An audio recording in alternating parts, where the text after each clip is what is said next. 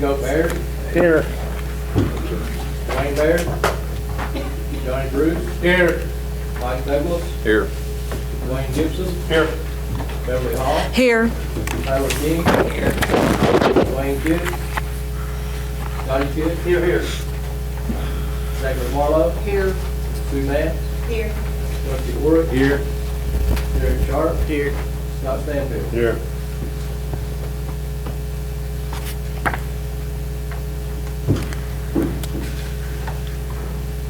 Well, present.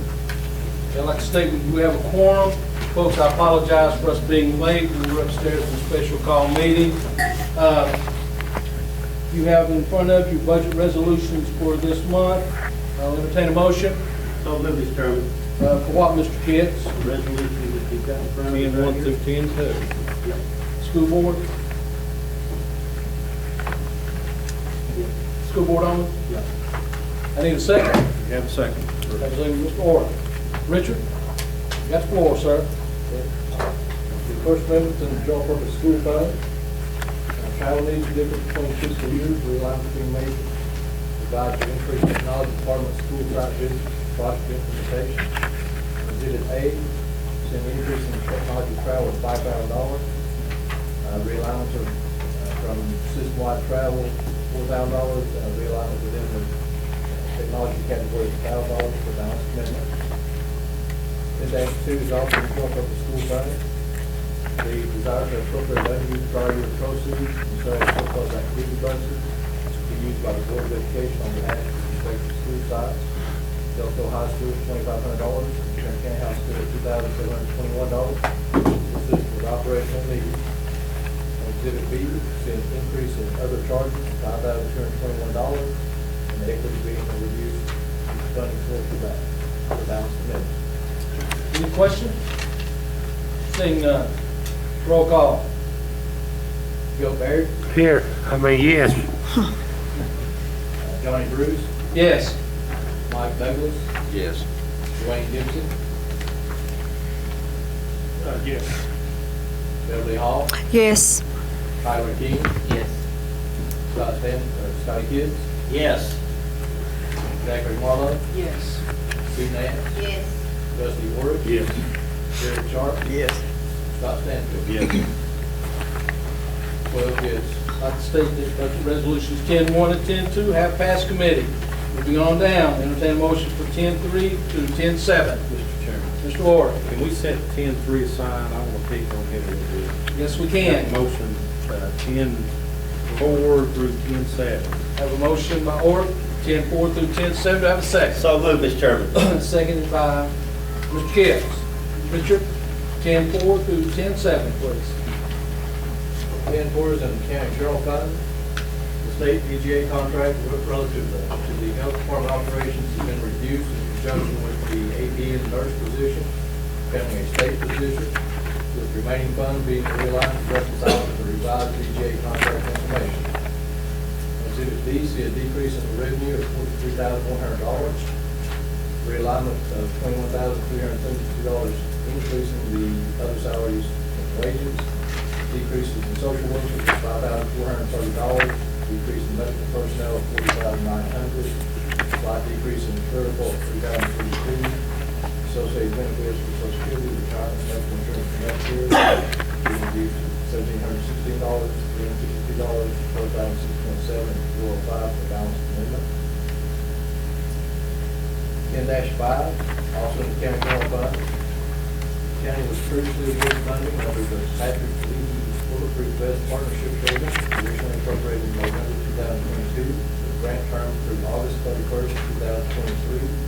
These funds are being reappropriated for use for the purchase of National Institute of Justice compliant armored vests to be used by the Sheriff's Department.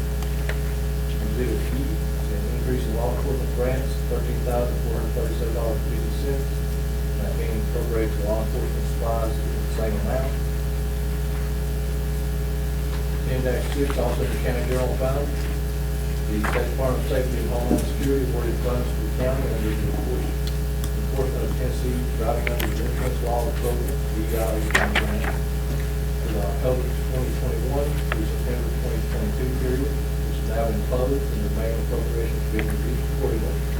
And whereas the state has also awarded a good job time grant for the October 1, 2022 through September 30, 2023 period, with the contract being processed by the state and its funds being appropriated for use.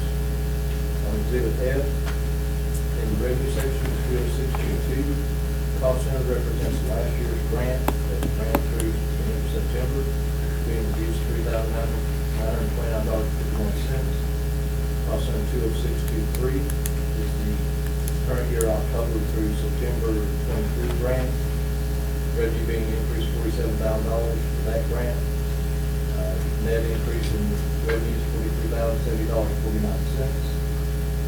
In the expenses section, you see the reductions in the 20622 cost center grant that totaled to $3,929.51.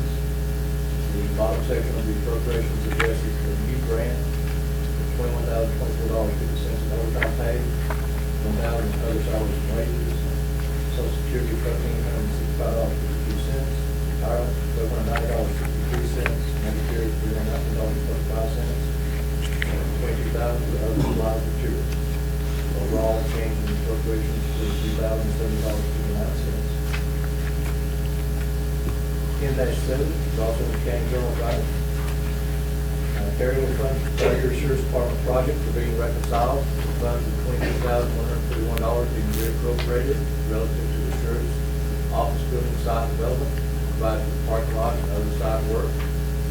Whereas the actual carryover funds for office equipment are less than anticipated due to equipment orders placed during the prior fiscal year, and the excess appropriations being realigned to provide for additional site development appropriations for the Sheriff's Department office building. Whereas other carryover funds relative to the radio communications upgrade is being reappropriated for use, provide for tower replacement and Iron Mountain site. Exhibit G, see an increase in site development totaling $34,451. Increase in communication equipment, $10,170. Decrease in office equipment for the funds paid last year, $11,300. Overall increase in appropriations, $43,321. And a decrease in the mid-public safety reserve, the same amount, the balance committee. Any questions? Roll call, please. We'll be voting on budget resolutions 10-4 through 10-7. Motion by Ork, seconded by Kent. Roll call. Joe Barrett, Yes. Johnny Bruce, Yes. Mike Douglas, Yes. Dwayne Gibson, Yes. Beverly Hall, Yes. Tyler Key, Yes. Scotty Kidd, Yes. Zachary Harlow, Yes. Sue Nance, Yes. Rusty Warrick, Yes. Derek Sharp, Yes. Scott Stanfield. Yes. 12 yes. Like I said, budget resolutions 10-4 through 10-7 have passed committee. Mr. Ork, you'd ask that 10-3 be pulled and voted on last. Yes, sir. Do I have a motion? Make motion, Mr. Stanfield. Do I have a second? Second. Second by Dwayne Gibson. Richard? Okay, number 4. Amendment 10-3 is also the county general fund. The need for autopsy services increased significantly during the last 6 months of the prior fiscal year, from about 3 per month to an average of 4.5 per month, a cost of $50,000 for the 6-month period. Whereas autopsy services have further increased to a forecasted amount of $60,000 for the first half of the current fiscal year, equate to a current projected need for $120,000 for the fiscal year, with associated increased costs anticipated for transport and storage needs. Whereas proceeds from the hotel motel tax and business tax revenues were greater than anticipated during the prior fiscal year, the current fiscal year revenue has been increased in line with these requirements. And Exhibit C, an increase in hotel motel tax of $60,000, business tax revenue increase of $20,000, contracts with private agencies for autopsy services $60,000, contracts with vehicle owners $20,000, overall increase in revenues of $80,000, increase in appropriations of $80,000. I'm sure since we moved to the last, I'm sure there's some questions. Mr. Ork, you'd ask that it moves, I'll give you the floor first. Dr. Klein is sitting right there. Dr. Klein, come on up if you'd like, sir. Slide. Yes, yes, you should be. Good. Can you hear me? See if you can turn it on, Dr. Klein. You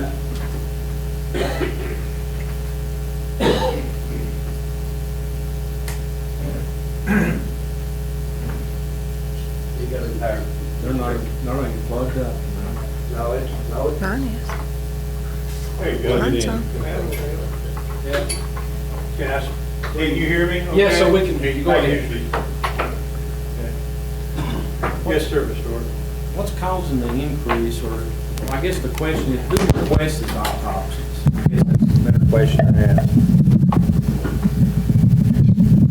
It's increased the last couple of years. Yes. We've had to go in and do this 2 or 3 different times. Let me just take it out, Scotty, thank you. This year's been unusual. Who requests autopsies? Some of them are straightforward. All homicides are automatic autopsies. I think y'all know that. Certain accidental deaths. We sometimes autopsy people with overdoses, although not always, if the case is straightforward. As you know, we've had an unusual situation in a family Yes. that, in which 5 of those autopsies occurred. There's been, out of the last 15 autopsies, 10 of those people have been 31 years of age, or 34 years of age or younger, and 9 of them were 31 years of age or younger. And it's just very hard not to order an autopsy on a young person. There was a couple of men who were killed in an accident. Normally, we could rule it as a trauma, but they had also fallen into a creek, both of them, and you couldn't be absolutely certain if the cause of death on these things. And it's just been, the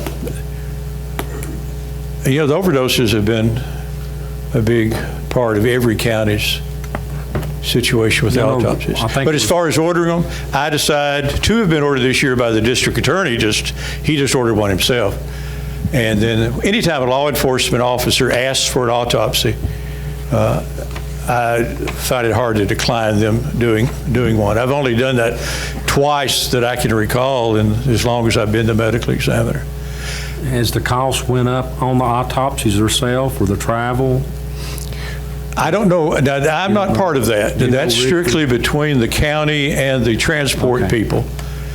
I think the autopsies are still $1,800 to the county, the autopsies themselves. I don't know the transport. Sometimes we have to ask the funeral home to keep a body that we don't know who they are, or they've not been claimed by a family, so there's that expense there at times. Richard, you have that answer? On the autopsy costs, they have changed slightly to $1,900 per occurrence instead of $1,850. That's not the driving factor. Okay.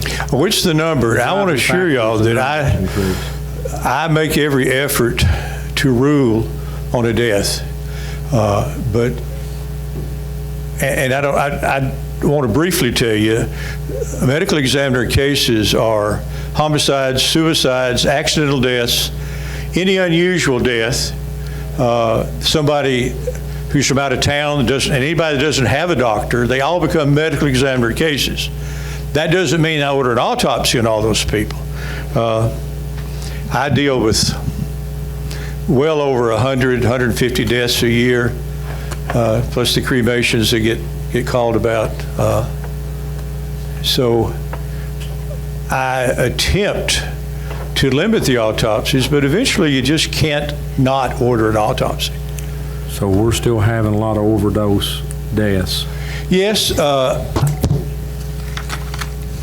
don't think there's an increase. I think it's Just planed out to being where it's at. It's the same, except it's still too high. I mean, I'm not trying to diminish those deaths, but it's still a plateau more or less.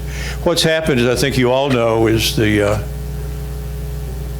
substances that people get, they think they're just getting heroin, but almost every death comes back now as methamphetamine, fentanyl, along with heroin. So people are getting drugs that they don't realize they're getting, and that's what's killing them, the combination. Well, I appreciate the answers you had. That's helped me out. Richard, how much has it increased in the last 2 years, money-wise? A couple of years ago, we were planning, we budgeted $60,000 per annum. That's where we started at this year. In the first quarter, roughly $40,000, including the family situation. So if you exclude the family situation, we're still looking at $30,000 in the first quarter. Thank you. I appreciate you. No, that's it. Anybody else? Mr. Chairman, please. Go ahead, sir. Dr. Klein, appreciate you coming to answer these tough questions. I know it's touchy situation with these. My question to you, say for example, if a family member, do you like a death, do you ask them, or they ask you, you making that decision, or how does that roll? And your percentage, I think I've asked you this question before, is your percentage more of a younger group like it is the 30s, 40s, or what is it? That question, one question I want to ask you is, does the family decide, or you decide, if they want an autopsy? Say like it was I'm going to say this to you, maybe you can understand, maybe it was a high-profile person that everybody knew, and, they wanted, in the family, want to know the reason for the death. Can you answer those questions, please? Medical autopsies, let me just rephrase it. Medical examiner is just involved in the deaths that we get, that I mentioned. I get called about a lot of natural deaths that are not medical examiner cases. I really shouldn't be called about them. The family doctor, the attending doctor should make that decision. If a family wants an autopsy and I deem that it's natural causes, then we can arrange for the family to get an autopsy if it's that important to them. But that should be between their family doctor and the family, not me. And a lot of people do not understand that. They think I'm supposed to make the decision on every death in the county, and I'm not. Just as the medical examiners, there's 4 medical examiners in Knox County, and they don't get called. They have seen investigators. I think that's the thing that y'all also need to understand as far as the cost of the medical examiner. All of your medical investigators are paid for. They're police officers. Knox County's got 10 scene investigators that are, employees of the county, and they are paid salaries and so forth. I have a salary, of course, with y'all. You all know. So there's a lot of expense that our county does not have that some of the bigger counties do. I don't know if y'all know this or not. Campbell County's got basically 500 square miles, with 498 to be exact. The state of Rhode Island has 1,212 square miles. The state of Rhode Island is only less than 2.5 times the size of this county. It's a big place, and it's to have scene investigators outside of the law would be very cost prohibitive, I would think, to the county. I think our police officers, law enforcement, do a real good job. I mentioned this. I'd say 85% of the time when I get called, they give information. I don't go to the scenes of the deaths. The county medical examiners in Knox County don't do that. Their investigators do. The regulation is the death will be investigated by the medical examiner. And I will see bodies I will see people at the hospital. I'll see them at the nursing home. And I have gone to a few scenes. I've never been called to testify in a trial. You might wonder why I don't go to the scenes. Well, one, it's impractical in a 500 square mile county. But also, if there's a homicide, they always call the medical examiner, the Knox County medical examiner, the pathologist.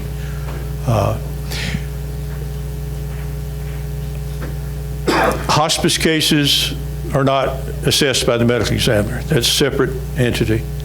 Nursing home deaths aren't unless there's circumstances. and in-hospital deaths, unless there's certain circumstances. I occasionally get called from UT about accidental deaths or shootings where people are transported and die there. The law is wherever the case originates is who rules as far as the investigation and the autopsy and so forth. So if someone has an accident here and dies at UT Medical Center, they'll call me about it to see if I want to do an autopsy. Most of the time we don't get autopsies because they've had enough medical investigation. Now, back to what you said, asked. No, families, we don't just order autopsies because families don't understand why they died. But that doesn't mean they can't have an autopsy. It's just whether or not the county, now, if y'all vote to say we'll get autopsies on everybody in the county, that's a different matter, but I don't think that's a very logical thing to do. And most of the time, and I really mean this, I'm not trying to say too much here, we really try to tell families what we think happened. I'll talk to the family members that are at the scene, and we'll discuss the history and what happened, and most of the time, people will be satisfied with what we come up with from their medical history. That percentage, if you give me the percentage, I appreciate it. That Percentage of? age groups. Oh, age group. I would say that a majority of the autopsies I order are people of under age of 40. Yeah. Sounds good. Thank you, Dr. Combs. Yes, yeah. Appreciate it. Any other questions? Okay, you're voting on resolution 10-3. Thank you, Dr. Klein. You're welcome. Stay to the next meeting, sir. Roll call. Joe Barrett? Yes. Johnny Bruce, Yes. Mike Douglas. Yes. Wayne Gibson. Yes. Beverly Hall, Yes. Tyler King, Yes. Dwayne Kidd, Yes. Scotty Kidd, Yes. Zachary Marlowe, Yes. Sue Nance, Yes. Rusty Worry, Yes. Derek Sharp, Yes. Scott Stanfield. Yes. 13 yes. Resolution 10-3 has passed committee. Richard, anything else before this body? No, sir, not that I have. Entertain a motion to adjourn. We stand adjourned. Okay, I'll take about 5 minutes, and we'll start the commission workshop. Folks, anyone that would like to speak, please sign up.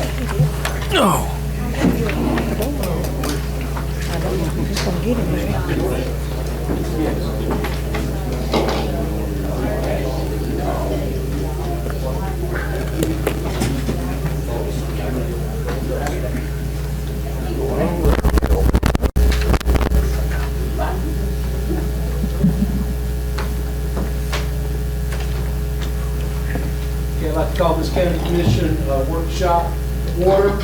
Mr. Port, would you lead us in prayer? Mr. Marlowe in the pledge, please. Before we pray, we've had some passings in the last 2 weeks. I'll take time for a moment of silence. Whit Goins family, one of our commissioners. Roy Latham actually works for NBI. We work with him, I have, for almost 16 years, and Johnny probably about the same amount. And his dear friends of the commission. Gary Bird's family, his wife's passing, and Scott Stanfield's mother-in-law. We want to take time out before we do a moment of silence. The commission has a card, Scott. We're so sorry we couldn't attend. We had things that happened. I know where you're at. We've been praying for you. Thank you. Let's take a moment of silence.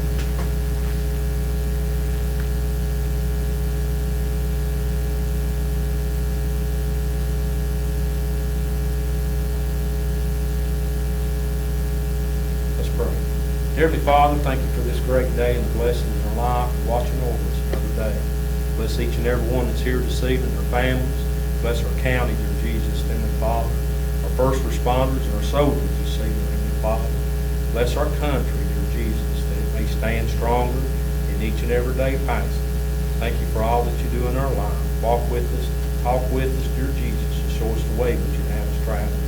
Keep a hedge built about our family and our children this evening, dear Jesus, through life.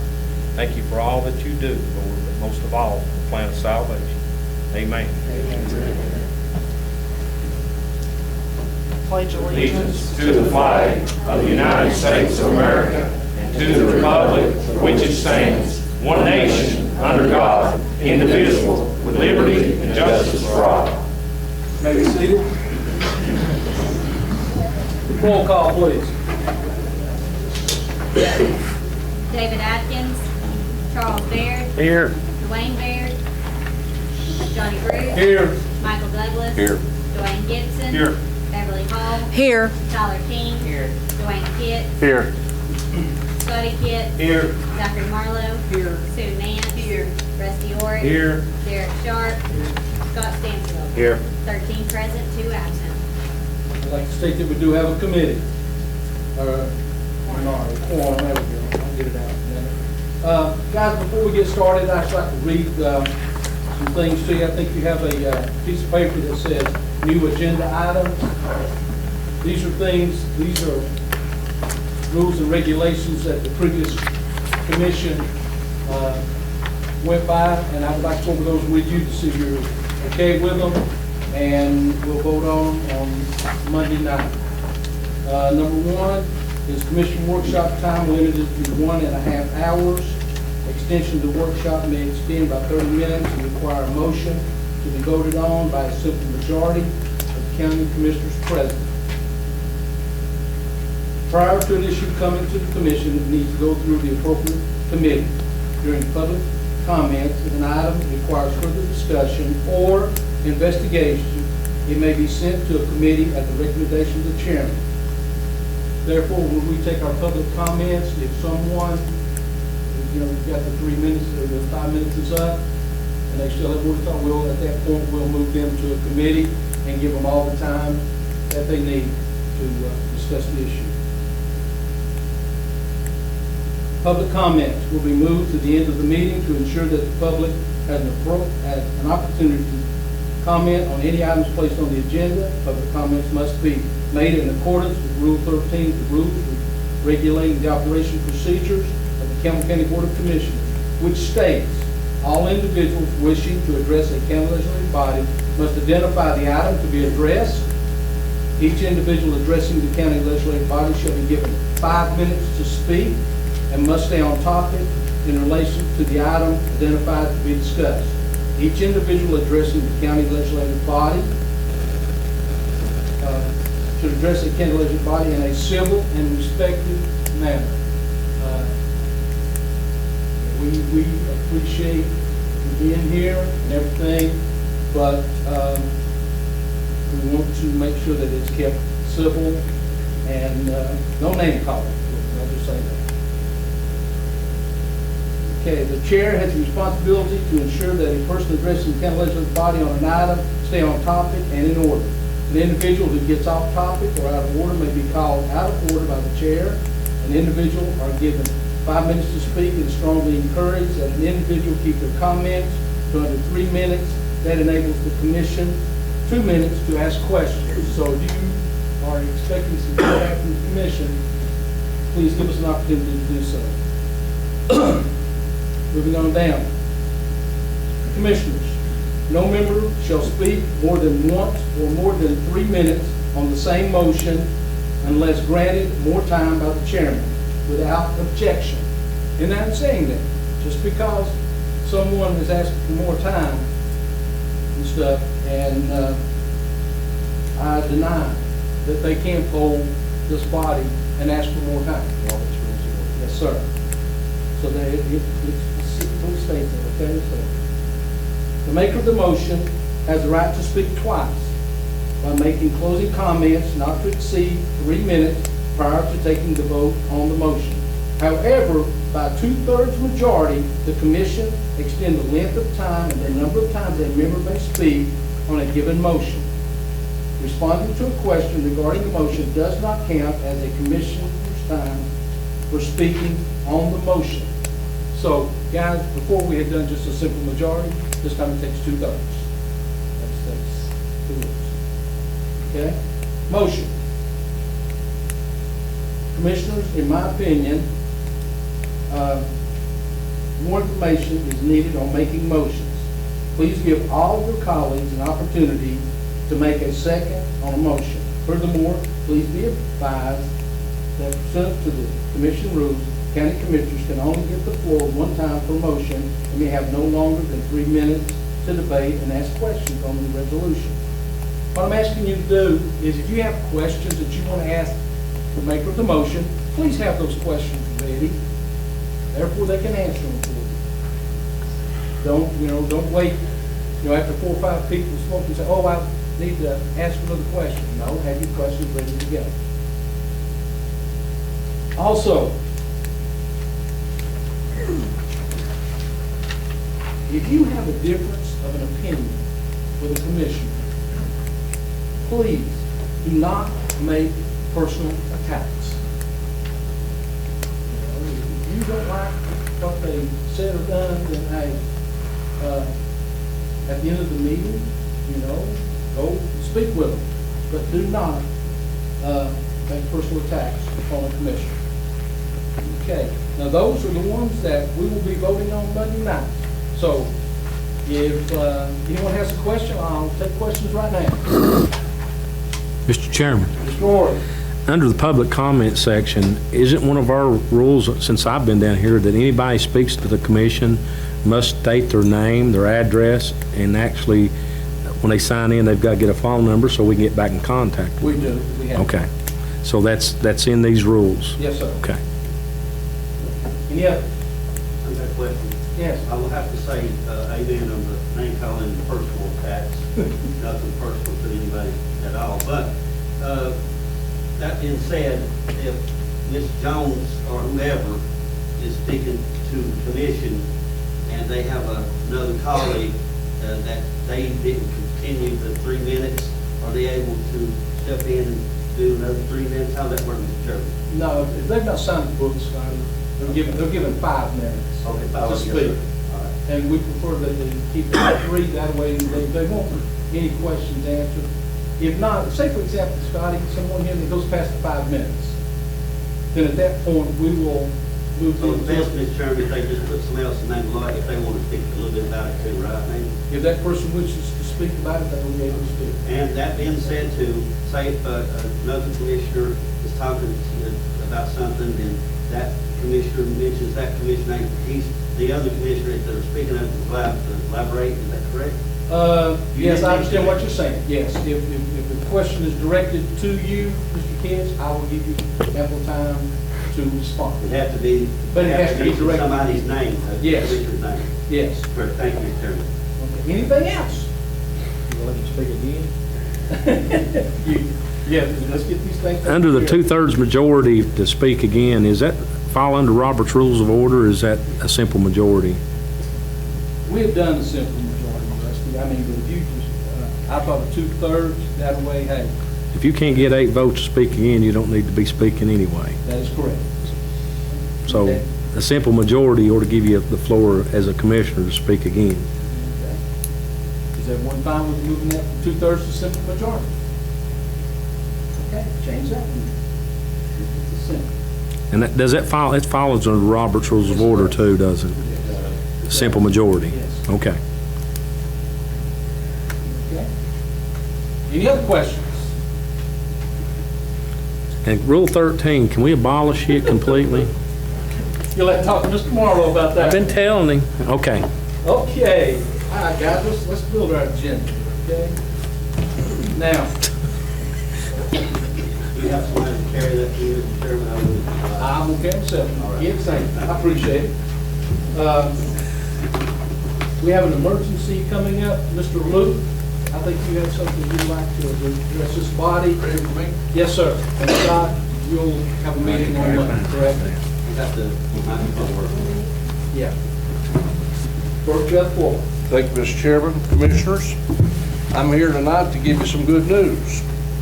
We are asking at the airport for a supplemental, which would be a change order for you in the amount of $17,000, which is going to be donated to you by the state of Tennessee at no cost to the county.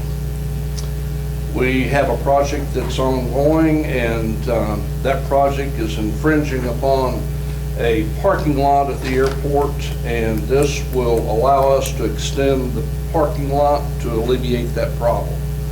The airport terminal has only 12 parking spots, and the other parking lot that was built in 2016 will hold 20 automobiles. And so therefore, I would suggest that you accept their graciousness and take that and vote on it and approve it so we can proceed. Thank you, sir. Mr. Stanfield, we have an airport committee, can you make 5 o'clock? 5 o'clock Monday would be great. Airport committee, 5 o'clock Monday. You want me to be there for that, to hear the same thing? We'll take care of it, sir. Thank you very much. Thank you. Okay. Bruce, I think we had your information and stuff already in our packet and everything, so we're good to go there. JJ, you have a quick claim deed that, guys, I think you've seen pictures of it around.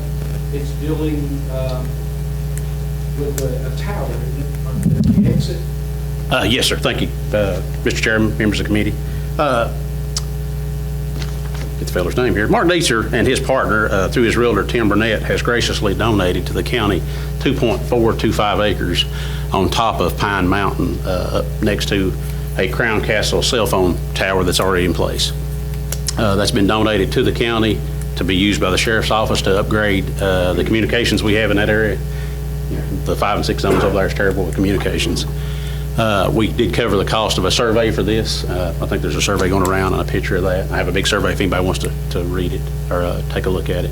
But tonight I'm just asking the commission to accept that piece of property and let us proceed with the clearing of the land to continue our upgrades that we started last fall. I think it's a great idea, sir. Derek, you're having a building and grounds, correct, Monday? Would you mind taking that up in your committee also? Be taken care of Monday, sir. Thanks, sir. Derek, do you need any information from me? Be glad to answer any questions if anybody has any. Rest of you have a question? Is it a joint effort, this tower? Is it in conjunction with other? This will allow EMS to use this space as well, absolutely. I'd heard something about Jellicoe Utilities. Are they involved in it too? They had questioned us on it, and they are looking for a place to relocate their antenna as well.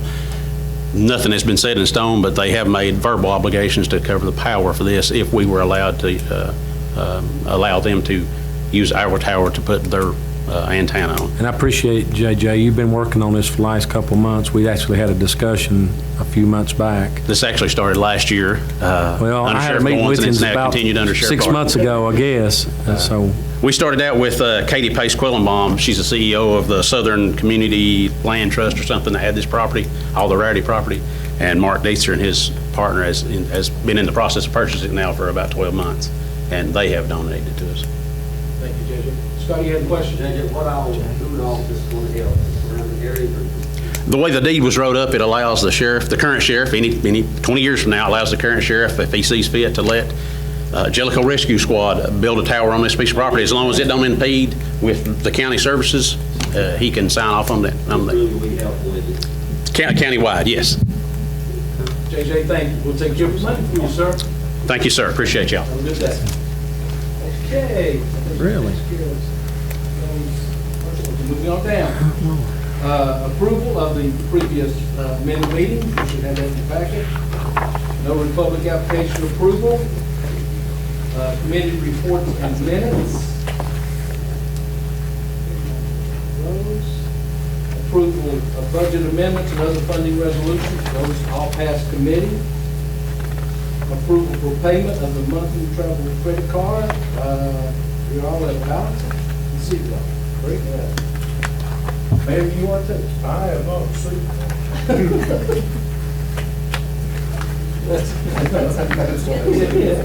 Okay. Reports from county officials and all departments, including Board of Education. Those. Okay.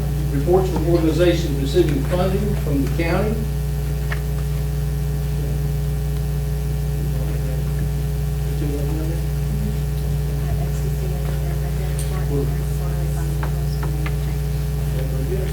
Mr. Chairman, Yes, sir. go ahead, I'm sorry. Get to the next part, I've got some comments. Information? Yes, sir. Okay, information. Resolution from the Father accepting TDEC ARPA funding. No action needed. 2021 Solid Waste Board. Virgin Global Med, letter from TDEC, no action needed. An Office of Surface Mining permit application, no action needed. Mr. Chairman, on those TDEC, on that money that was from the AR for TDEC, we probably need to get Amanda to contact those individuals and make sure they get us a copy of their resolutions, because it's just a safe file in case it happens and they forget. Because that resolution has to be adopted by them, and November the 1st is the complete cutoff time. And she can do that tomorrow if she needs to be, and maybe we can get the rest of them. I think La Follette, Claiborne County, Joe Brooks told me, the Mayor Joe Brooks told me that they would be voting on theirs, I guess it'd be tonight, because they're running a week behind, aren't they? Or we are running a week behind. So, We need those just to make sure they followed through. okay, so make sure we have them next Monday night. Yeah, because if they don't do their resolutions, they will not get the money. Amanda, can you have that for us next Monday? The rest of you carry that? I mean, we have to approve it. Yes. And now, other matters. The Board of Education Insurance Plan request, and I think that's basically is it the classified? It is classified. It'll be going over to state. Yes, you're eligible. And what, can she speak on that for just a minute, Johnny? I know it's been a big topic for the last. Jennifer, if you don't mind coming. Rusty, I promise probably. Well, I'm sorry. Well, that's why I'm here. Any questions you have, I'm happy to answer. Yes. Well, we received, Mr. Marlowe's office on June the 6th received an email that said, as a result of a recent routine review of employees at participating agencies, we learned that your agency is not currently meeting some of the requirements for participation in the state's local education plan.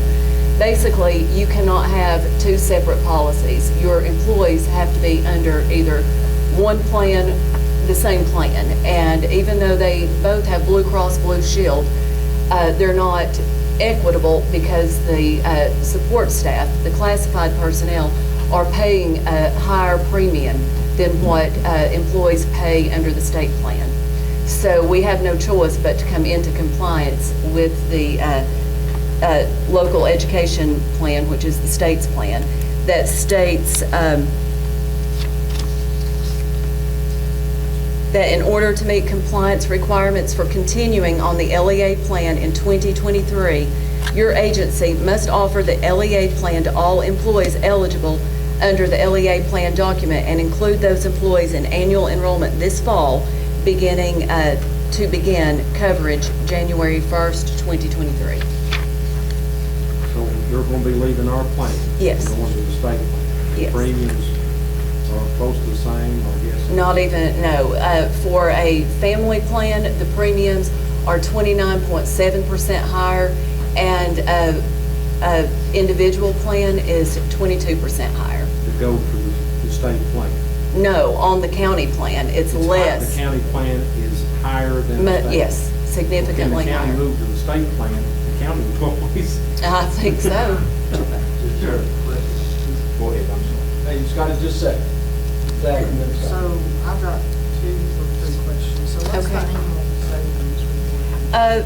Conservatively, $250,000 a year. Okay, and has any thought been given to the fact that county or classified employees have after 2015 not going to have access to retirement? That's in state statute. They have, as of 2015, no one hired after July 1 of 2015 is eligible for the retiree benefit. Wow. Correct, but you have employees who currently have access to it that no longer will, is that correct?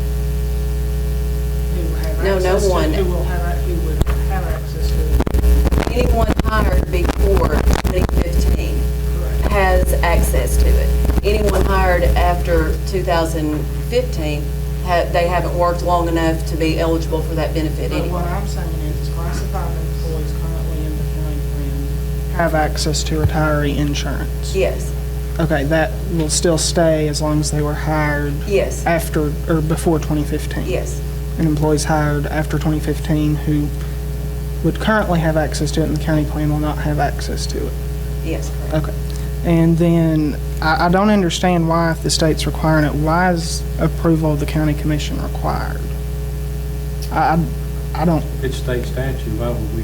yeah, I don't, that's what I don't that- understand here. That was my question. I don't know. I was okay. just told this is, by legal counsel, this is what we Okay. had to do. Okay.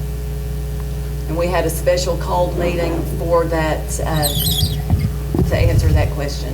Okay. So, I don't quite understand why. But if we don't vote on it or vote it down, it's still not gonna change. Yeah. no, we Yeah, still I have know. to do it, yeah. It's not gonna matter, so it's a mute subject. Yes. In saying that, we're going to have to vote on whether someone carries. Not I. Because I'll be blamed with somebody losing their retirement insurance. Correct, Mayor? Mr. Chairman, if you could, I'd like to, if we're going to bring this before the board, and somebody's going to have to carry it, I'd like to know something where the people's, I know, if I ain't mistaken, there's 117 people, is that correct? Yes, that's correct. So, Mr. Chairman, we're non-compliant at this point, for the fact is, you've got 117 people that is on the county's plan, which should had an opportunity, Mr. Chairman, to be on the state plan. Is that correct? Is that, okay, go ahead. Well, they did not have an opportunity because the plans were separated. They So didn't- right now, they've So got an now- opportunity. Yes. So that being said, the question here is simple, is if I hand you $250,000, that's a big savings for the county. Yes.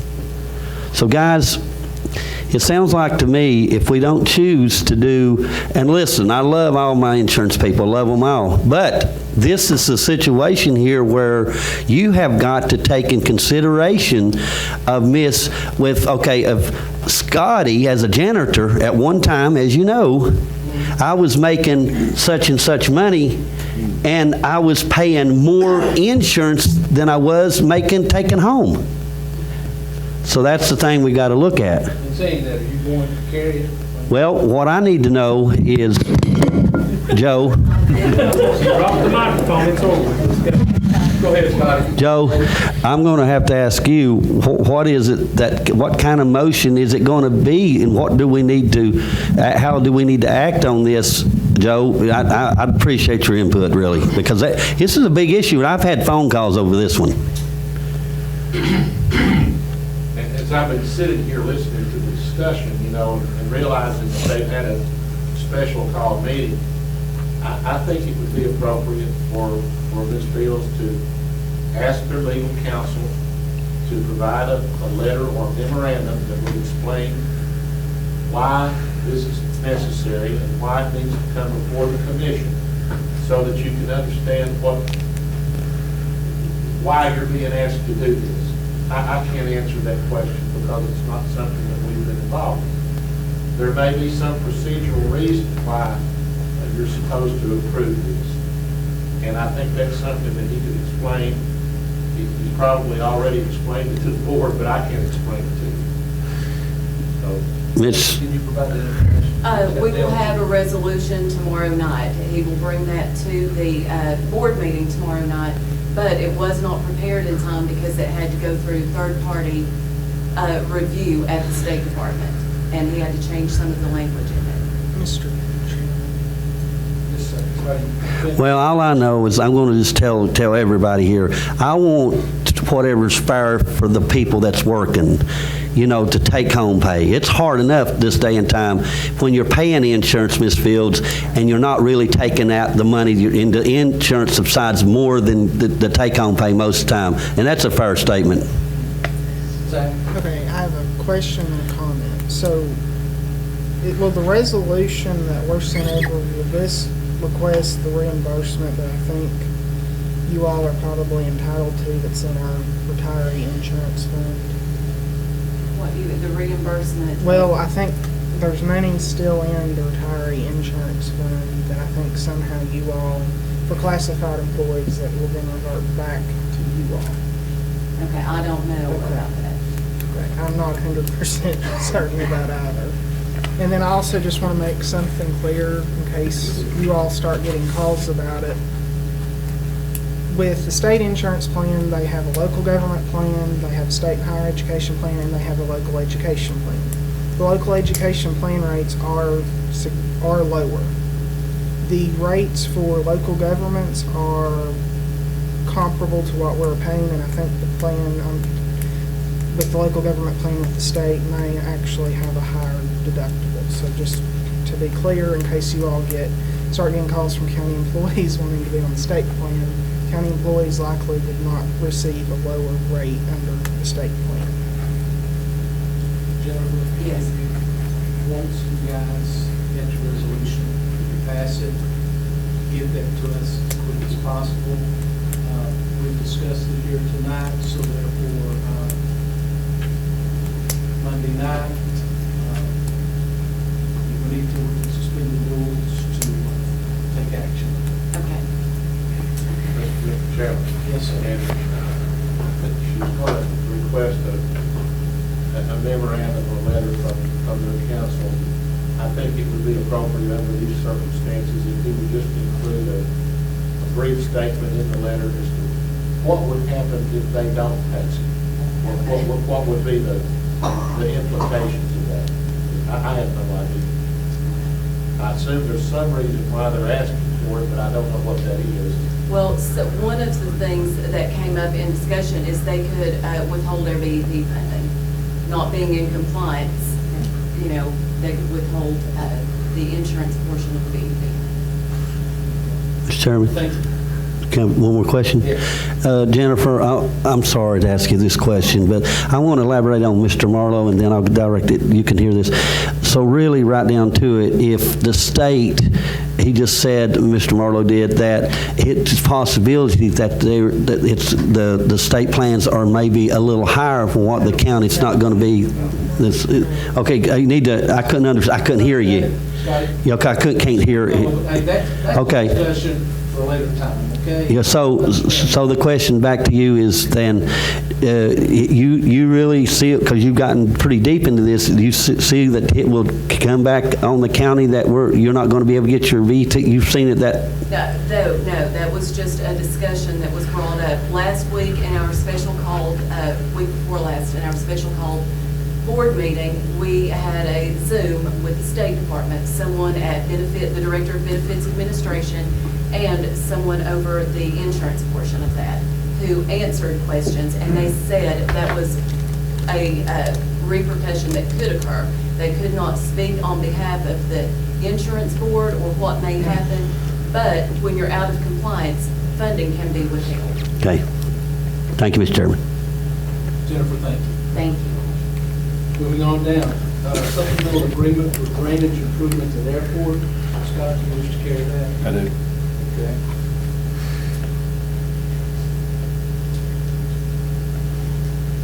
Okay. Clinical affiliation agreement between Rome State and the Campbell County EMS. This is something we've had before. It's basically an agreement that their students are able to come to the ambulance, provide ambulance. So, who will carry that? Yes, okay, we'll carry that. Okay, we also have an EMS mutual aid agreement.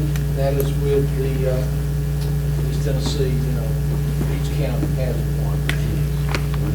Update with the mutual aid. Yes. Okay, that, thank you. Okay, and we also have the approval of quick claim deed to the sheriff's department, that was with the property and everything. Joe, have you had a chance to look at that? I have, and it's in proper form. Okay, who would like to carry that? I'll carry it, Mr. Chairman. Yes. Yeah, okay. Yes, yeah, he knows. I would say there's a very interesting backstory to that, but we won't go into it. Okay. I'll tell you what. Dwayne just Good said. story. Derek, since it's going through your committee, Mhm. could you carry it?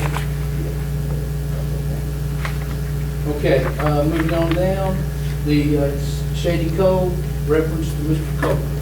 Mr. Coker, you had sent out some resolutions to this body dealing with the road and everything down there. I have prepared two draft resolutions. What I understood to be the request of the commission and the draft easement agreement that will be required if the commission approves it. Both resolutions reported to CPAC would need to be adopted, one by the Board of Education, which I think Ms. Fields has, one by the commission, if you choose to do so. And this easement agreement would need to be executed in order to give landowner permission, which is a requirement of the statute. This is an exception to the general rule, which prohibits the road superintendent from performing any work on private roads. I've sent everybody the statutes and these draft resolutions if you choose to move forward. Have any questions? Mr. Chairman, Joe, so what we're talking about here, if it's a private road and the county was possibility got involved with a private road, everybody and their brother would be wanting to be, for us to be taking on these roads. So that case here, that's not a good idea to do anything like that, correct? You know what I'm saying? Is that what you're referring to, too? It's not up to me to comment about whether you should or not. I'm telling you what you can do. It is a permissive act that this commission can, if you choose to do so. If you don't choose to do so, then it can't move forward. Yeah. That's a discretionary act on the part of this commission. Anyone else have any questions? I do. If somebody else wants to go ahead, that's fine. Now, my understanding says, whereas what is known as Shady View Lane, sometimes known as Shady View Drive, is a private road. Does that stand for the county, as far as you know? It is a private road. It's not a public road. It is a private road because from everything that we've seen, from some considerable research that we've done, there's nothing that we've found where it's ever been accepted as a county road. And this resolution clearly says that it shall remain a private road. Of course, unless and until there should be sufficient improvement that would cause it to qualify. But no, this resolution would not have the effect of making it a county road. But this is going to give, and I'm confused because we can't tell the road superintendent what to work on. So if this is adopted, first of all, then that don't mean it's going to perform the work on the road. It's still up to the road superintendent. Now, serving on the planning commission and the commission, and we've had numerous roads over the years that's come before us since I've been here. Gizmo Lane, Carp Lane, just a few. I think there's another one up in Dwayne Kitz's district, in the 2nd district, that's requested.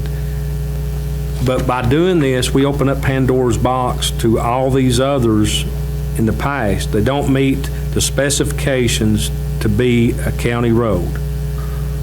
So we're getting ourselves in a, and this is what I'm saying. I'll contact CTAS tomorrow.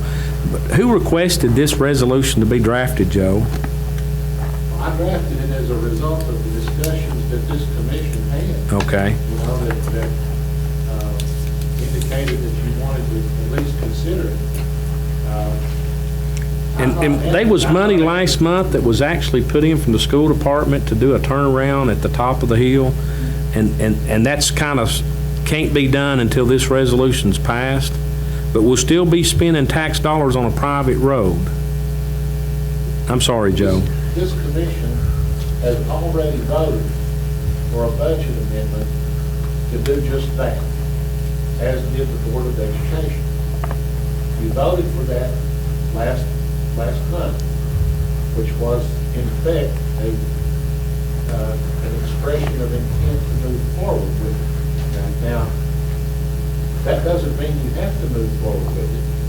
And again, if you do adopt this resolution, you're correct. That doesn't mean that anything is going to happen at all, because that's still a decision that the road superintendent ultimately has to make. But we've been advised by CPAS that he could not move forward with it unless this commission passes a road superintendent improving private roads. There are two exceptions to it. One is for a school bus route and a turnaround. The other one is for a postal route. In each instance, there has to be a written request made, in this instance through the Board of Education, and they have to agree to pay at least a part of the cost. But I want to come back to this point and make sure that you're clear on this. Just because you would vote in favor of the resolution does not mean it would be done. Right. It's still at the discretion of the road superintendent. My point of being is, it's like we're forcing the road superintendent into something that the state law says he cannot perform. You cannot do work on private entities. So by adopting this resolution, does that exempt him from being in trouble with the state performing work on these private entities? Yes, because it would fall under one of these two exceptions. Now, I'm not here to... I was here, Joe, and you was too, when the people, and they was probably 35 people from Gizmo Lane out in the 1st District that needed the road fixed. It didn't meet county standards, it didn't meet state standards, it didn't meet the planning commission standards, and it was a private road. And we've told them numerous times that we couldn't do it. So the next step, if I lived on Gizmo Lane, was I'd have this adopted and brought back before the county commission and asking for the same authority to do the same thing. Same as Carp Lane, same as, I can't think of the name of the road. So, East Meadowbrook Lane. Pardon? East Meadowbrook Lane. East Meadowbrook. I just can't see, well, I guess anything's possible, I guess. I want to make one last point here. Whenever you all were elected, I sent you a letter. I said, I don't make policies. You don't. That's up to you. I'm only giving you legal advice as to what you can do. This is something you can do if you want to do. Does that mean that other people may come and make these requests?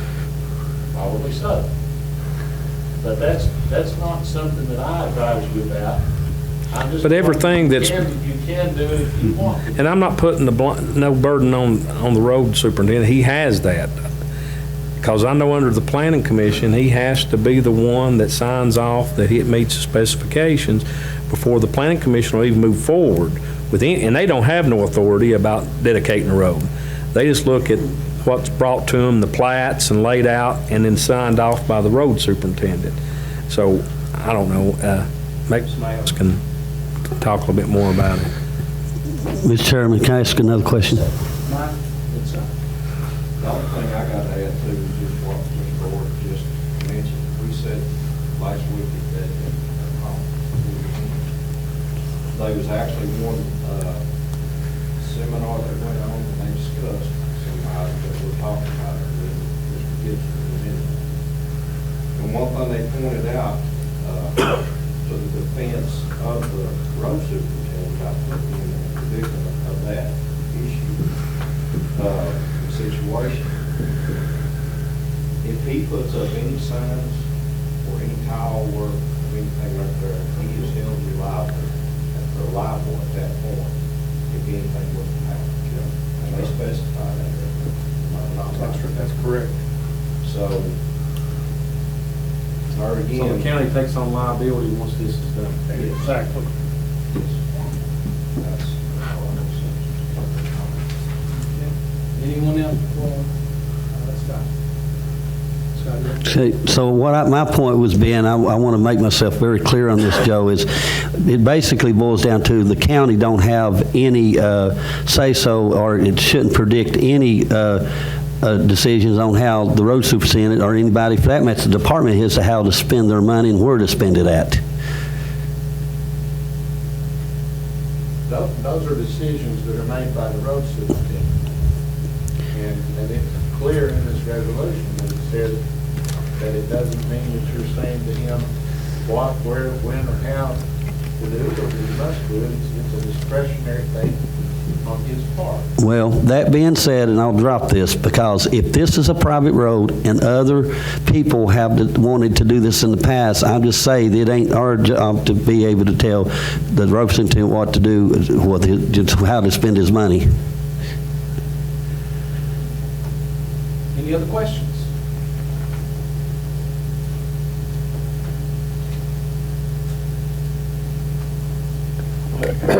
It'll be at the discretion of the road superintendent whether to do it or,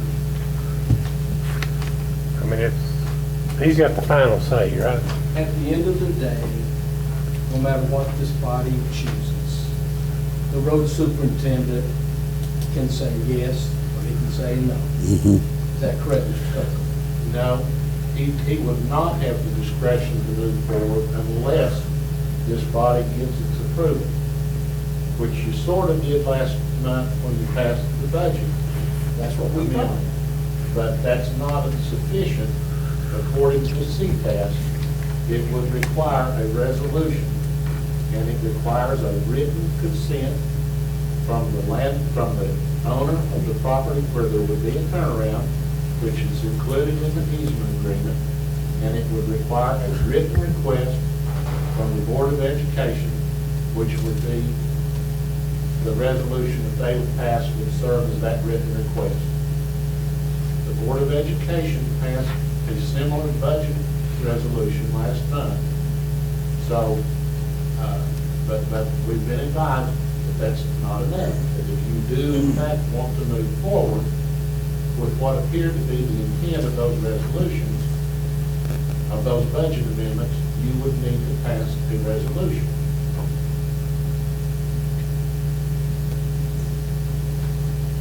Another question.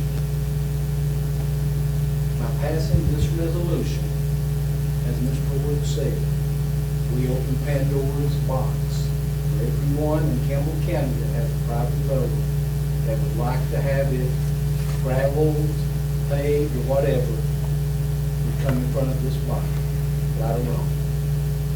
I don't know why you're asking all these questions of me. I don't have anything to do with whether you decide if you want to do it or not, but I would expect, yes, that there probably would be additional requests. But, you know, in order for this commission to lawfully approve those, it would have to be either a school bus route or a postal route. And I don't know of any instance where the post office has ever requested this. Maybe there has been, but I don't recall it. And I think this is the first instance that I can recall where the Board of Education, by implication anyway, by passing the budget amendment, has basically requested it. So the resolution would simply define that if you want to move forward with it, and if you don't, then it can't move forward. Any other questions? Seeing none?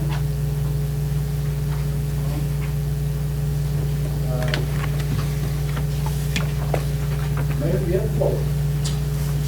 Yeah. We have the planning commission appointments. I have page 113 in your packet. We were in the middle of this last meeting and some questions came up and postponed due to time limits, time frame. So I did a little research with CPAS and PCA 13.301E3 basically spells out in the term that people were talking about, is there a rotation? Yes, there is, but it's not what we thought. The term of any member designated from the county legislative body shall be coterminously with his or her term as a member of such county body. The terms of the other members shall be 4 years, except that the terms of 3 members, first appointed shall be 1, 2, and 3 years respectively. The term of the chairman is 1 year with eligibility for re-election. All of them are for re-election. So I took the planning commission appointments I had, I put them in a hat, the at-large members in a hat, and drew them out of my hat. In 1 year, Greg Leach, he's on that 1 year. In his year, he was either replaced or rotated back in. Campbell year 1. Gary Sharp in year 2, and Gary Burton year 3. And those are simply out of hat. I don't think it's been done before. That is the correct way to do it.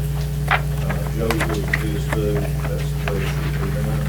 Those are my appointments, and that's it. Who would like to carry that from the mayor? Gary? Zach? Zach, anything else, Mayor? No. Okay. Recognizing commissioners, introducing resolutions, vote says we're in reverse order. So, Mr. Stanfield, do you have anything? Yeah, we've got remind you, we got an airport committee meeting next Monday at 5 o'clock.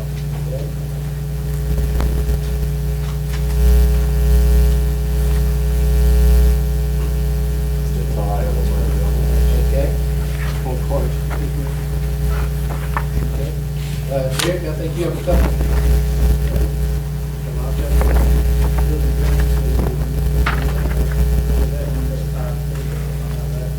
We'll do it at 5:15.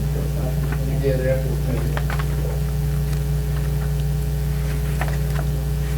Any items we discussed, you want to bring up, the shows the tower? Yeah, the tower, and then the parking lot upstairs, South Courthouse, downstairs, also. And it's there, driving. Third parking lot, the Mr. Chairman, Yes. can Amanda look and see, I talked to Ralph Davis the other day about, I thought it had been approved for up here, and maybe some of the, Scott, you served on the Buildings and Grounds last time, didn't you? Did you approve the upper parking lot for striping and coating? I wasn't on the committee, but I think we did. If we did, we need to go ahead and throw that into the mix and probably get it done more reasonable.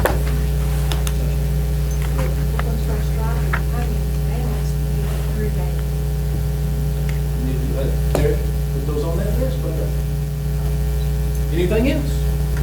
Okay. Derek, you good? Rusty, you have the floor. The water list approval, we had a meeting with the water line committee, and I think that, have I got the list? I do. And we've submitted these already to the appropriate utilities. There's 9 that's on that section, and there'll probably be more added as we go on. I'm wanting the commission to go ahead and approve this list if possible. We've done sent it in. That don't mean it's going to happen. I'm going to do some estimates. But in the meantime, I think the mayor's going to help out with the OSM grants. His office is. We've got to have somebody. I think Mr. Gibson is tied in with it too. So hopefully we can get that underway. I think you've got me some things I've added, and I've got them out here somewhere or another. Oh, yeah, I'm sorry. Yeah, I'm sorry. Additional agenda items. You are also going to carry the clinical affiliation agreement between Real Estate and Campbell County EMS and the EMS mutual aid. Yes. Yes. Anything else? No, Johnny, I don't think so, unless it just comes up out of my mind. You know how that goes. I am, and I forget a lot of things, and I get home, get thinking about them. I said, well, I should have put that on the agenda. But the big thing is make sure we get those entities, those utilities that's receiving that money funneled through us. A lot of people got mixed up last month when we did that, and they thought we was taking the ARP fund and giving it away to the utilities. That was specifically for utilities. It could be used nowhere else. It was, the state decided to get us in on the hot seat. So they gave us the money and said, you just make the decision who gets it. So, and I think the committee did a great job. And I will say, Mr. Bruce got appointed as the chairman of the Education Committee in Nashville, and Zach got appointed to the Legislative Affairs Committee as the vice chair. And I've actually been took off as the president, so I'm a past president now.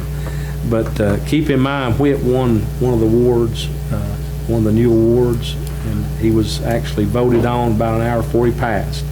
So as soon as the family's ready for that award, Charlie's, our director from TCCA, is going to come up again. I would like to, if it's possible, during the winter months, maybe get him up here and do a Robert's Rules of Order class for us. It's no charge. We may have to feed him a little bit. I've already fed him one. Ms. Sue? Zach? I don't have, I've got the planning commission, but there's just a couple of things on the show I want to work with.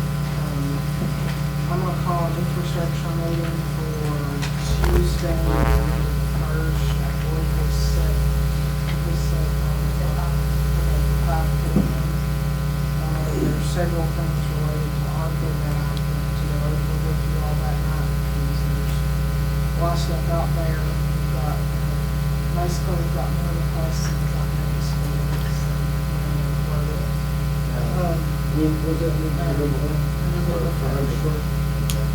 Also, the Legislative Affairs Committee, we're working on forming the legislative agenda. There's going to be a letter going out to department heads and key officials and officials probably tomorrow. But then also, we're working on a couple of different resolutions that we hope to have this month, but we'll push those in because there's still some information that we're trying to get from those. So, it's not anything for next week, which I believe is a whole lot less than last year. There you go. Oh, one other thing. On suspension of the rules, and I believe we're going to have to do that again next week. We need to suspend this particular rules, don't need to suspend all of the rules. It's been advised to us when we suspend the rules, need to come back and unsuspend it. Because not, our rules are suspended for that whole meeting. The only one thing I need to add, and you may need to bring this up, about the Veterans Affairs officer. Yes. Kevin Walden got in touch with me, and Kevin is stepping down as the Veterans Affairs officer. I've had some health issues, and I think he said January 1, January 1. Amanda, has the gentleman from Knoxville reached out to you? He did, and he was also on vacation last week, and he said he would contact us again this week and we can discuss in further detail the steps that need to take place to replace it. I'll have that information for you next week. That way you guys can look over it and so forth and see, what we need to do. We need to move because if he's leaving January 1st, we've got to have his replacement in. And the Tennessee County Commission Association requested $10,000 for every county through the state legislators this year, and hopefully it'll go through the Mayor's Association. Very few things gets kicked out of whack with the veterans. They always pretty much 99.9% they pass. If they do this, I didn't know they had to go every year to recertify in Nashville, and that's a big expense. That's anything else? Scott, you have the floor. Okay. I talked to the state about Highway 63. Mr. Chairman, everything is running pretty smooth as expected. And I also want to commend them on a couple of small issues that the contractors had messed up a little bit, and that has been resolved. They're always good by taking care of the issues like that. And also, I don't know if I've talked to the mayor about this, but I'd like to still see what we can do about the Davis Chapel community. I think I had spoke to you about that. Have you checked into that, Mayor? We discussed it, but I didn't understand you wanted to request me to do it, but I will go. Yeah, if you don't mind, because I'd like to see if, and I think, Mr. Chairman, the school board still owns that building, is that correct? Okay. Other than that, everything else is smooth. Thank you, Mr. Chairman. Also, I'd like to announce too that Mr. Kitts also serves on the Education Committee at the state level. Thank you. Dwayne? No, I don't have nothing this time, Mr. Chairman. Thank you. Tyler? Beverly? This probably should go before the Building and Grounds. We've talked about the ambulance service building. Yeah, I told them I would be bringing that to the grounds. It's not an emergency, but something that needs to definitely be looked at.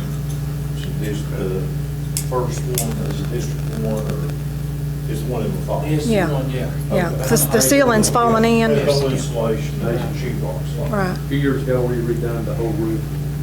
So That's good. you're referring that to Building and Grounds? Right, we need to look at it, yeah. And one more thing, I talked to the mayor about this too. We need to form a party or whatever, and we need to go out to the county-owned cemetery. You found it? I can't find it. And I've been looking for years. And I just want to make sure it's being maintained. This is for people that can't afford a place to be buried. The county will furnish them a place, and I'm still yet to find it. And I think it needs to be taken care of. May I make a little comment about this? Go ahead. This is a matter that I've taken quite an interest in. In fact, several years ago, it's the Ford Farm Cemetery is what it is. And we did quite a bit of legal research and found the last owner of the property, and they actually made a deed to the county for it. It was out there by the county, there in county for a state. You're correct. You can drive by it unless you knew it was there. You'd never know. Even getting up close to it, you would never know. And I've tried to put together a little file about the history of it and some of the people that were buried there. It's quite an interesting story. But now, whenever a person is buried in the Poor Farm Cemetery, there's an affidavit that's recorded in the Register of Deeds office. The mayor here, I think, recorded two here recently that says that they were buried. But I don't know what kind of expenses are provided for to maintain it. But None? Well, it's a county, it's county owned by the county. There should be some expense there. The road department's mowing it, and Prisoners upkeeps it at yeah, Campbell. they tell us pretty good shape. Well, I will take it. I heard there was a gate there and it stays locked and you can't get through it. Is that correct? See, I don't know that either, is it? Yeah. They'll let you in. But that's not The the security point, guard's letting there us during the in. day, and you tell him what your intention What if a is. family wants to go out there just because they're buried out there? What if a family wants to go out there and visit You the can grave? walk in there And the barefoot. gate's locked. All right, guys, I was just saying, See. if anybody has any information about the history of that cemetery, I would very much appreciate it if you would send it to me. Okay. We'll check it out. I'm like Rusty. Okay. That's it. You have a question for Beverly? No, I was going to add something like Rusty did on his. That's okay.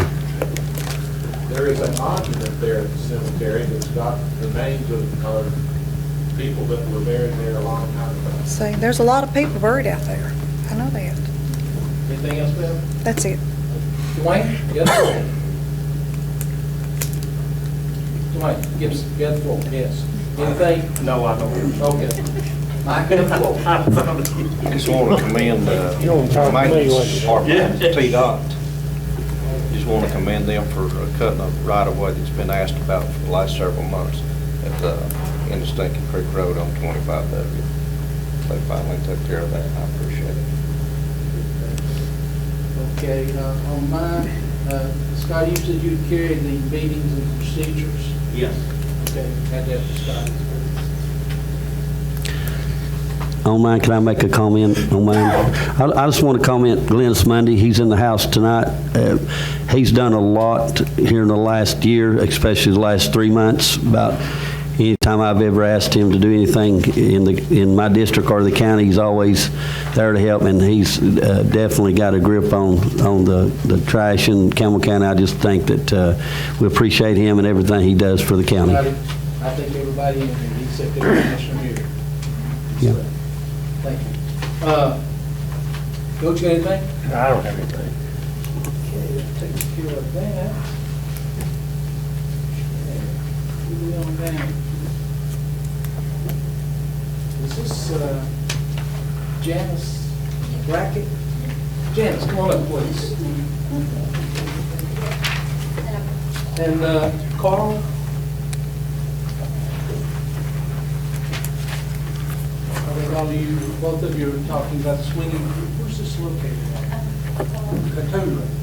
Catula. Okay, Mike, I think that's your all's district, so, go ahead. Oh, okay. Well, first, like I said, my name is Janice. I live at 4 Carlin Road in Foley, but I'm in here to speak on behalf of my cousin Carl. They have a swinging bridge, and it is unstable. You cannot walk on it, and that's the only transportation they have back and forth to go to work. And here is what the question is, and it's probably directed to you, Mr. Mayor. That has nothing to do to you personally, but we had spoken to EL, and he gave us a grant for $5,000 to get it fixed. Okay, and then, well, yeah, no, okay. So here, let's go back to the beginning. Okay, my sister knew his mother and father. Okay, so she called him and, you know, personally spoke to him, and he said, oh, true. Oh, I'll get you a bridge. Oh, I'll get you a bridge that you can drive over it. I'll get you a bridge, concrete bridge. Oh, I'll do it. Okay, alrighty. So it came down time. Well, he supposedly supposed to send somebody up there to look at it. So I personally called him, and it was one of these dragging on and on and on, right? And so I called him. Alrighty. Then it was, oh, we can't do that, and then I'll get you a walking bridge. And he has spoken to Carl also, and also I. And so then it got down to, oh, we can't do this, we can't do this. But in between all this, they had found them a grant, okay? But the grant magically disappeared. He said that he couldn't do it no more because they wanted to get somebody in there. Well, we supposedly supposed to get somebody in there to protect the creeks and all that good stuff. So we hear nothing else about it. This is their, Go ahead, ma'am. it is their only transportation to get from their house to the road. It's just a swinging bridge, and my cousins are like in their 60s and 70s, and they live across the creek, and the swinging bridge is the only thing from their house to, you know, it's right there on the road. So you go to Catula Road, you look right there on the left, there's the swinging bridge that they get back and forth to. They have to park their car at their brother's house, and that's their only way in and out. So all we're trying to do is just get a better, you know, bridge for them, because that is literally their only way. Understood. The thing about Derek, y'all remember, Derek is the chairman of the Building and Grounds. He represents the 5th District, okay? Mike Douglas represents the 5th District. Tyler King represents the 5th. Guys, can y'all go up there and look at that and then report back to this body and so forth? I've got pictures. And we'll, and like I said, that gives an opportunity to look at it and so forth. If there, I think I know exactly what's that. And Mayor, in saying that, if there was a $5,000 grant, I will look for it. there you go. To see, I don't know. Yes, that we would truly appreciate it. But I don't. We really truly appreciate that, because it was EL had said this. That was his exact words. I had come straight out of that man's mouth. And so what I would like, if you could, can you go back on his files and see if that was ever, I mean, he might not have even written it down. This might be just, I've never heard about that, and I'll look and see. Mr. Kitts, you had a question? Yes, one, thank you, Janice, for coming here and Oh, you're welcome. everybody to her. My understanding is there's also a cemetery over there too as well. Yes, they are a cemetery. And there's no way to get into the cemetery either. Okay. All right, in saying that, folks, like I said, I will send it to Building and Grounds. I have your, let's see, Carl, you're the one who lives there, correct? Yeah. I have your phone number. Derek, I'll get that to you, that way you can reach out to Carl and let him know that you're coming up there. Mike, you know, you guys get a chance, you know, go by and look at it, and then, like I said, we'll pull back this box. Okay? I do have pictures, if you'd rather go up there and look too. I'd rather the chairman of the Building and Grounds. Okay, sounds good. Do you know when they might? I'll ask him. When I'll ask him right now. We can do it. We'd appreciate I get it. your phone. I've got the phone number right here, make sure you get it. Now, Jens will call Carl if, Jens, we would appreciate if Jens come up there. Would you personally talk to them, not just to come up there, look at the bridge and, you know, say, hey, okay, do this. Chairman, we get their address too? We've already got it, Scott, we got Can I everything get right it? here. I've got all the information right here. Okay. Anything else? No, we just really appreciate you guys just looking into this because it's for their health. You know, they go over this. I kid you not, they go through this winter time, summertime, rain, sleet, hail, snow. That is their only way, and they have to walk it. They can't even drive over it. So, Mayor, you have a question? When you say swinging bridge, you're talking about a Swinging wooden bridge, yes. bridge sitting on pylons? You're- No, cables, yes. Telephone pole. Okay. yeah, you're literally holding on I to. have one of them, boy. Yeah, they're fun Okay. to play on, but I'm sure not for them, you know, every day of their life. I'll have Derek and them go over and check it out. Carl, they'll get in touch with you, and then they can report back to the spot. Well, if I may, has any of them has walked on the swinging bridge? Yes, and then you know what it's all about. So now- Just now, just imagine, you get up at 4 o'clock in the morning and to go to work, and now that, the loyalty to work stands for its own, okay? If anybody that has that loyalty to their job, and you know, a lot of us know, we're there to get the money, and that's it. Okay, but they go every morning, well, his sister goes every morning across that swinging bridge. Snow, rain, sleet, lake up to the bridge, creek up to the bridge.